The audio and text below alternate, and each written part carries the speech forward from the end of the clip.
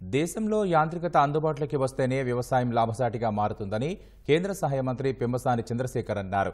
గుంటూరు జిల్లా కాకుమానులో Prasad Agrotech innovation కేంద్రానికి ఆయన శంకుస్థాపన చేశారు.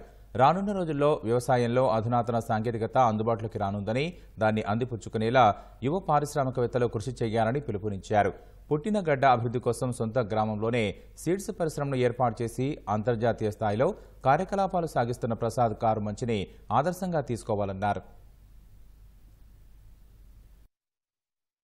ఈ రాబోయే తరానికి వచ్చేటువంటి డ్రోన్స్ ని ఈ ప్రాంతంలో ఇప్పుడు ట్రైనింగ్ తో స్టార్ట్ చేసి ముందు మ్యానుఫ్యాక్చరింగ్ తీసుకువెళ్ళి, ఇవన్నీ కాకుండా ఆయనకు ఉన్నటువంటి అంతర్జాతీయ సంబంధాలను ఉపయోగించుకొని ఎక్కడైతే లేటెస్ట్ ఎక్విప్మెంట్ ఉందో, ఇప్పుడు మీరు చూశారు డ్రైవర్లెస్ ట్రాక్టర్, నేను కూడా ఇక్కడే చూస్తా ఉన్నాను ఫస్ట్ టైం.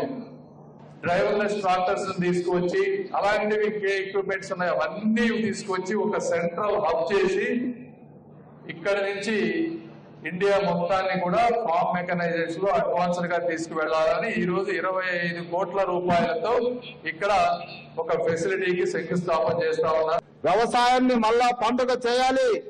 వ్యవసాయదారుల యొక్క కుటుంబ సభ్యులు కూడా ఇదే ఒక ఇండస్ట్రీ, ఇదే ఒక సాఫ్ట్వేర్, ఇక్కడే మనకు జీవితం ఉందని నిరూపించడానికి కంకణబద్దులైనటువంటి ప్రసాద్ గారిని నేను అభినందిస్తున్నా.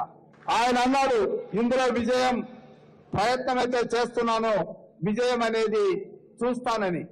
ప్రసాద్ గారు మీరు తప్పకుండా చూస్తారు. రైతుకు మేలు చేసినటువంటి వాళ్ళు ఈ జగత్తులో అన్ని రకాలుగా అభివృద్ధి పొందారు, దీవెనలు పొందారు. మీరు కూడా ఖచ్చితంగా రైతు బాంధవులు అవుతారు. ఏదైతే సంకల్పం పొందారో ఆ సంకల్పం నెరవేరుతుంది.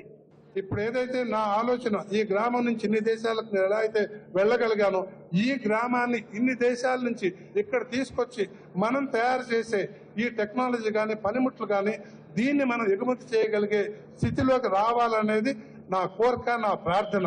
ఎంతవరకు నేను సఫలీకృతం అవుతానో ఇప్పుడు చెప్పలేను, కానీ మనస్ఫూర్తిగానైతే దేవుణ్ణి కోరుకుంటా ఉన్నాను. ఈ గ్రామం ప్రపంచ పటంలో ఒక గుర్తింపు రావాలి. అలాగే ఇక్కడ మనంతా యువతకి, వీళ్ళందరూ కూడా దేశానికి ఆదర్శంగా యువకులు తయారు కావాలనేది నా ఆకాంక్ష.